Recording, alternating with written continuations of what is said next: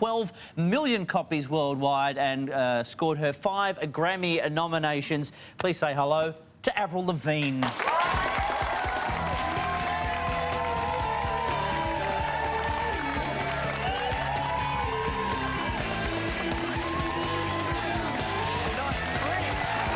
good. How you going?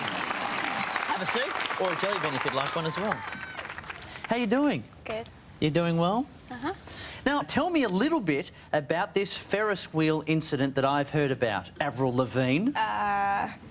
You probably heard that me and my guitar player, Evan, were on a Ferris wheel and we were in one cart, and there was a cart behind us that had, like, I don't know, my security guard and, like, some other people, and we hit, like, a certain spot where, like, our window met their window, so we, like, yanked our pants down and made them. As you would do. Did they recognise you? Well, not from just, that's Avril Lavigne's cheeks. But just before that, did they recognise who you were? Mm-hmm. So are you worried about anyone printing anything or selling their stories? That was so long ago anyway. Now, I'm interested to know a little bit about your upbringing, because you actually, when you were younger, used to sing a lot of gospel. Is that true? That's where I got my start, was in church, and kind of branched out from there after. But I went to, I grew up going to church, and that's where I sang my first solo. So does that mean you've always wanted to sing from a very young age? Were you the kind of kid who sung into a hairbrush, that kind of thing? Yeah, totally. Like, I'd always, like, jump up on my bed and be, like, singing, and I totally did the hairbrush thing, yeah. What was your favourite song to mime to? I was really into, like, the Beach Boys when I was younger, so danced around to that. I was a big fan of Footloose by Kenny Loggins. Do you think less of me because of that? No. Oh, good. So, coming from a religious family, does that mean that your parents were quite protective of you when you were younger? Yep. My parents were very protective. I wasn't allowed to, like, go to parties or anything like that, even when I got into high school. Really? Yeah. Was that hard when you were in high school, if you weren't allowed to go to the parties? Were you a bit on the outer because of that? So I'd have to, tell my mum I was sleeping over at my girlfriend's house and then sneak out.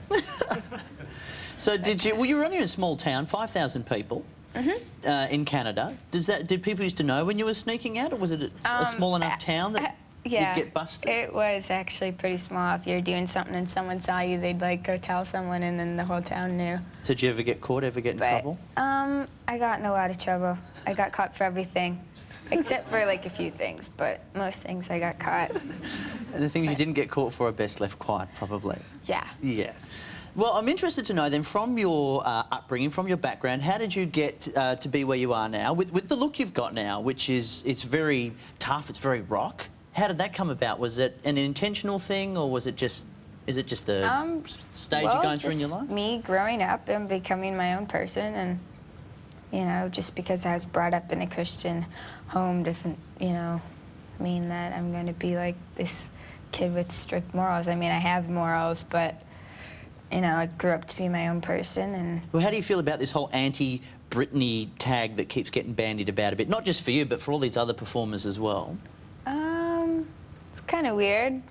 I mean, I did say a couple things better in the beginning, but, I mean, I don't really consider myself to be an anti-Britney, but, it's just kind of a label that the media is sticking on me, just like they like to do. That's what the media does.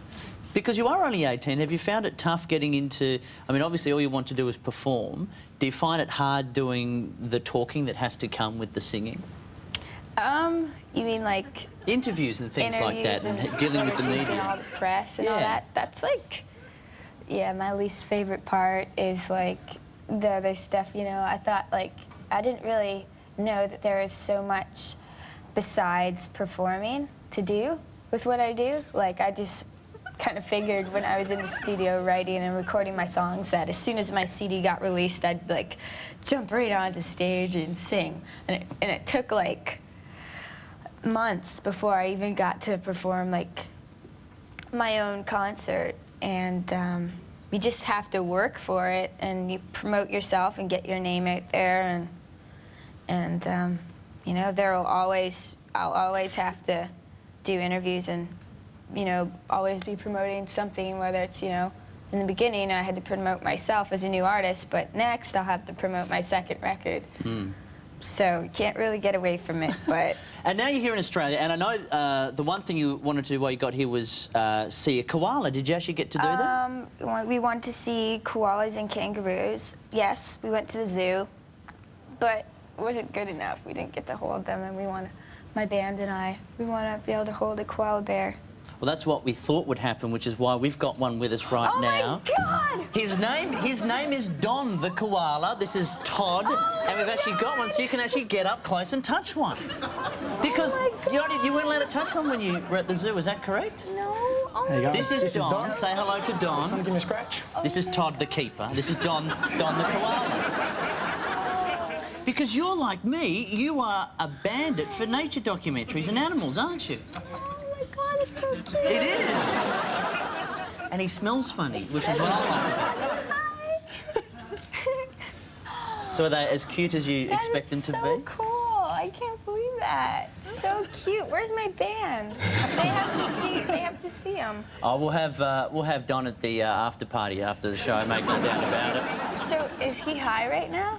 Oh, not really high. He's just checking things out. Yeah, on all the leaves they get high. It's just that his leaves don't have many nutrients in it, so that's why he sort of sleeps all day. Oh. No, he loves all the attention. Oh my God, I can't believe I'm touching one right now. Have you touched one before? No, I haven't. Todd must go out on the weekend with a koala. Let's go. Have you touched one before? Well, we'll leave you to get more acquainted so you can catch up with Don properly. But thanks very much for coming on the show. It's been a real pleasure having you, and enjoy your stay while you're in the country. Thank Avril you. Lavigne, everyone.